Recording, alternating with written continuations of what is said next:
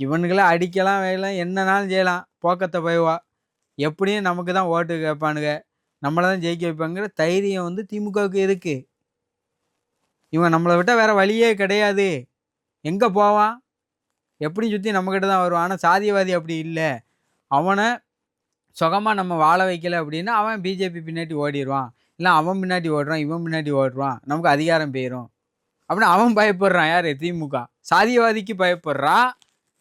இவங்களுக்கு ஆதரவா இருக்க மக்கள போக்கத்த பயல வந்து பார்த்துக்கிட்டு இருக்கிறான். அப்ப சிந்திக்கணும். எப்பா நீ எங்கள பாதுகாப்புன்னு உன்ன நம்புனோம். நீ எங்களுக்கு துரோகம் பண்ணிட்ட. ஆனா உன்ன வீழ்த்துறோம். நாங்களே அதிகாரத்துக்கு வாரோம். அப்படிங்கிற திடமான முடிவு எடுக்கணும். இந்த முடிவு எப்படி வரும்? தெளிவான கருத்தில் இருந்தா தான் வரும். அறகுறைக அறவேக்காடுகள்லாம் வராது. இன்னைக்கு எங்களோட தலைவர்கள் வந்து குதிரை வண்ணாரையும், அருந்ததியரையும் தமிழ்நாட்டு முதல்வர் ஆக்குவோம். அப்படின்னு ஒரு ஒரு பேட்டியில சொல்றாரு. அந்த செய்திய எடுத்து பரப்புரை செய்யப்படுது. இதுக்கு எதிர்ப்பு தெரிவிக்குது யாரு? பெரியார்வாதி எதிர்ப்பு தெரிவிக்கான். எப்படி வந்து நீங்க குதிரை வண்ணாரையும், அருந்ததியரையும் முதல்வர் ஆக்குவேன்னு சொல்லுவீங்க? யார் சொல்றா? இந்த 2 சமூகத்துக்கும் சொன்னா மத்த சமூகம்லாம் என்ன செய்ய? எப்பா இந்த 2 சமூகம் தான் கடுமையா வந்து எல்லா சமூகமும் கடுமையா சுரண்டி இருக்கு. எல்லாருமே வந்து இந்த சமூகத்த வந்து உயர்த்துவதற்கு கடமைப்பட்டுருக்கோம்.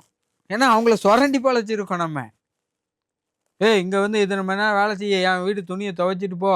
அதை செய், இதை செய்யுன்னு வந்து அவன் உழைப்ப சுரண்டி ரத்தத்த குடிச்சிருக்கான்.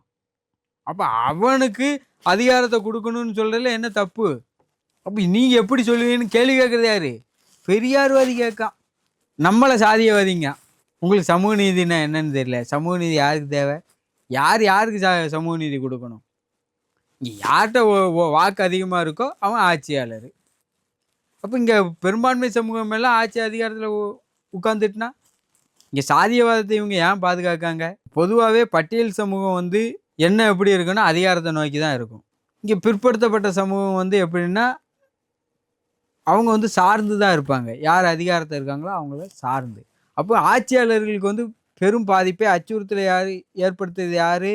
பட்டியல் சமூகம். அப்போ இந்த பட்டியல் சமூகத்தை நிம்மதியாவே இருக்கக்கூடாது அப்படின்னு சொல்லி திட்டமிட்டு சில சமூகங்களை தூண்டி விடுறாங்க. அங்கங்க மாவட்ட செயலாளர் பதவியை கூட தூண்டி விட்டு இந்த சமூகத்தை இருக்காங்க. தமிழ்நாட்டில் காவல்துறை மந்திரி யார் இருக்கா? ஸ்டாலின் தான் இருக்காரு. தமிழ்நாட்டு முதல்வர் தான். இவர் தான் தூண்டி விடுறாருன்னு நாங்கள் வெளிப்படையாக அறிவிக்கிறோம்.